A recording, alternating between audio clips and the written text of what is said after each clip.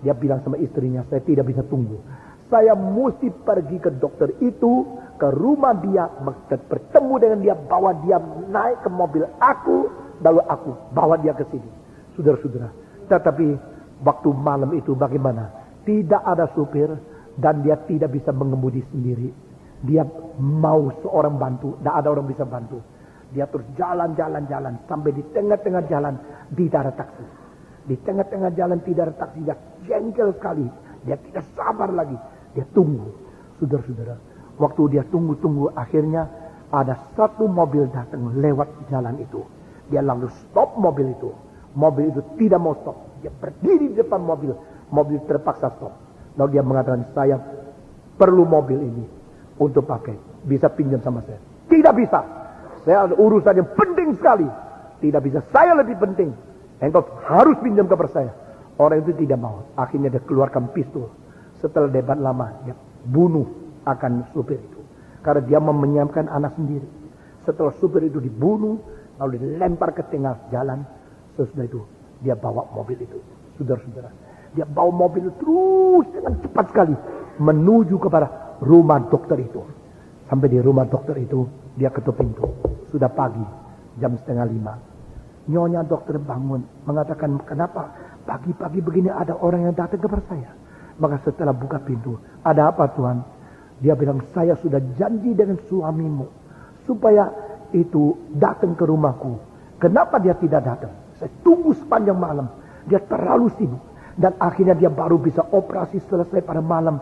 Dan dia sudah pergi. Dia sudah pergi. Kenapa dia pergi? Sekarang di mana? Dia pergi ke rumah yang dijanjikan. Mungkin rumahmu. Kenapa saya tunggu tidak ada? Waktu dia begitu kecewa. Saudara-saudara, nyonya itu menemukan mobil yang datang di rumahnya. Yaitu mobil daripada suaminya. Saudara. Nah ini mobilnya dia. Wah, dia waktu dia dengar itu kalimat, dia tahu hancur. Karena apa? Dia membunuh dokter itu. Justru dokter yang mau ke rumahnya, itulah dokter yang dibunuh oleh dia. Karena apa? Karena dia tidak tahu. Tidak tahu kalau itu dokternya. Tidak tahu berapa besar resiko kalau dia membunuh dokter itu.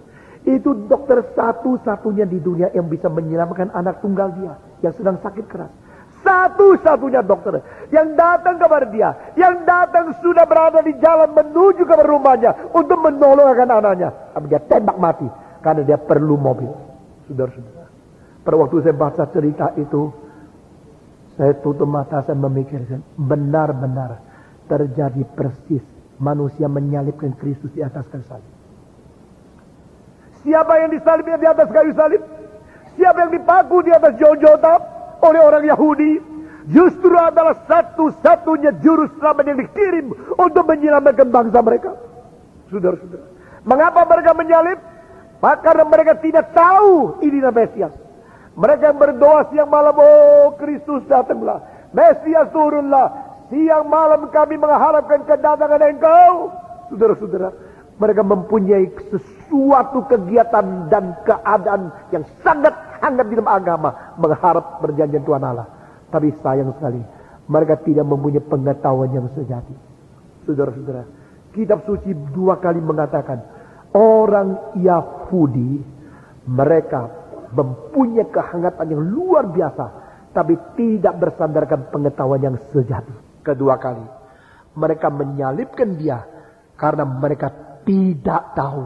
Saudara-saudara, mereka tidak tahu Yesus adalah satu-satunya juru selamat. Mereka tidak tahu kalau Yesus adalah satu-satunya jalan. Mereka tidak tahu kalau Tuhan Allah sudah menyediakan Kristus untuk menyelamatkan umat manusia. Tetapi di sini mereka menolak dia. Bagaimana dengan kita, saudara-saudara? Kita ikut kebaktian, kita dengar firman, kita datang kepada Tuhan. Kita datang kepada Tuhan kenapa? Kita ikut kebaktian, motivasinya apa? Kita menjadi orang Kristen dibaptiskan untuk apa? Apakah di luar daripada betul-betul mencari kehendak Tuhan? Di luar daripada mau mengerti dan jalan di dalam kehendaknya? Di luar daripada dosa kita perlu diselamatkan? Kita masih motivasi-motivasi yang lain untuk egoisme kita sendiri. Saudara-saudara, jika demikian, engkau adalah orang yang berada di dalam anugerah, tetapi tidak sadar anugerah.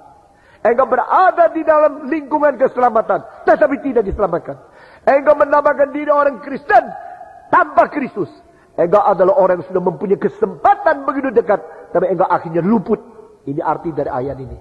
Jikalau kita menyia-nyiakan anugerah keselamatan, bagaimana kita bisa lolos daripada penghukuman dan berdosa? Ini suatu warning yang besar sekali. Satu kali seorang bernama Dr. Andrew G, pendiri daripada China Evangelical Fellowship, pendiri dari saat di Malang, yang sekarang sudah meninggal. Kalau dia hidup hari ini adalah umur 101 tahun. Dan pada waktu dia umur 49, Tuhan pakai dia mendirikan ECF. Pada waktu dia umur 57, Tuhan pakai dia memanggil saya menjadi hamba Tuhan. Saya seumur hidup sangat terpengaruh oleh dia. Karena cintanya dia kepada Tuhan. Dan khotbah yang betul-betul berkobar-kobar. Dan penuh dengan beban. Itu yang menggerakkan saya. Saudara-saudara. Satu kali dia berada di Amerika. Lalu satu Catholic Convention yang berada di Inggris. Minta dia khotbah. Lalu minta dia kirim temanya. Dia kirim tema khotbah saya pada hari itu di London. Dan ke Catholic adalah ini. Dan khususnya di Catholic Convention. Saya punya tema khotbah adalah Yudas yang begitu dia berkati Tuhan. Saudara-saudara. Mereka kirim kawan lagi. Tidak salah. Petrus atau Paulus. Dia kirim kawan lagi. Yudas yang begitu diberkati oleh Tuhan. Mereka orang Inggris garuk-garuk kepala. Yudas yang diberkati Tuhan. Maksudnya apa? Saudara-saudara, mereka tidak debat. Waktu dia terbang sampai di London, panitia ketemu sama dia. Tanya, apa maksudmu? Temamu yang khotbah seperti ini. Kita tidak pernah dengar khotbah kayak begini. Dia bilang, nanti waktu dengar khotbah, kamu langsung tahu apa maksud saya. Mereka menanti. Waktu dia naik atas mimbar, dia mengatakan, siapakah seperti Yudas boleh dilahirkan sejaman dengan Yesus? Bukankah ini anugerah? Siapakah seperti Yudas boleh mempunyai rekan-rekan seluruhnya pinggirnya itu rasul? Bukankah ini anugerah? Siapakah seperti Yudas yang mempunyai guru teologi yang terbesar, Yesus Kristus sendiri? Bukankah ini anugerah? Lalu dia paparkan semua anugerah yang diterima oleh Yudas. Semua kesempatan yang dialami oleh Yudas. Semua yang tidak mungkin ada pada orang lain. Yudas melihat sendiri Yesus melakukan mujizat. Yudas melihat sendiri Yesus menyembuhkan orang sakit. Yudas melihat sendiri Yesus membangkitkan orang mati. Yudas mendengar sendiri pengajaran dari Yesus setiap khotbah. Yudas mempunyai kesempatan dipercaya oleh Yesus dengan memegang uang daripada gereja. Tadi saudara-saudara, anugerah 1, 2, 3, 4, 5. Semua disia-siakan oleh Yudas. Karena apa? Memang saya orang begini. Ini memang buat saya lumrah. Dan dia mengabaikan. Mengapa Yesus datang ke dalam dunia? Saudara-saudara. Maka di dalam ayat ini berkata kepada kita, jikalau kita menyia-nyiakan anugerah Tuhan, apakah boleh kita luput daripada hukuman?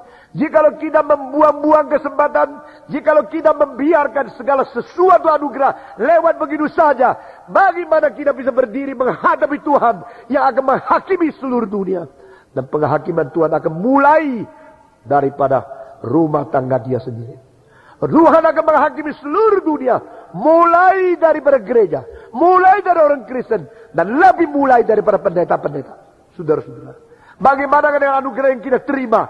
Apakah kita menghargai? Apakah kita menjalankan? Apakah kita betul-betul menjadi orang yang taat? Jikalau pelanggaran dan ketidaktaatan terhadap semua yang diturunkan melalui perantaran malaikat pun akan mendapatkan hukuman yang setimpal. Bagaimana dengan kita? Saudara-saudara, satu kali saya berkhotbah di satu tempat dan mereka mengatakan, mengapa mesti begitu tegas? Saya menjawab, apa gunanya jikalau kita yang ditebus Yesus dengan darahnya, hidup kita lebih brengsek daripada mereka yang belum mengenal Yesus Kristus. Oh, kita dibenarkan bukan oleh kelakuan kok. Kelakuan itu tidak penting. Saya bilang kelakuan tidak penting untuk menerima keselamatan. Karena melalui kelakuan kita yang terbaik, tidak mungkin kita mengganti keselamatan. Tetapi kelakuan penting setelah kita menerima keselamatan. Saudara-saudara, sekali lagi. Kelakuan tidak penting untuk menerima keselamatan. Tapi kelakuan penting setelah menerima keselamatan. Semua 1, 2, 3. Kelakuan tidak penting untuk menerima keselamatan. Tapi kelakuan penting setelah menerima keselamatan. Kita harus mengetahui.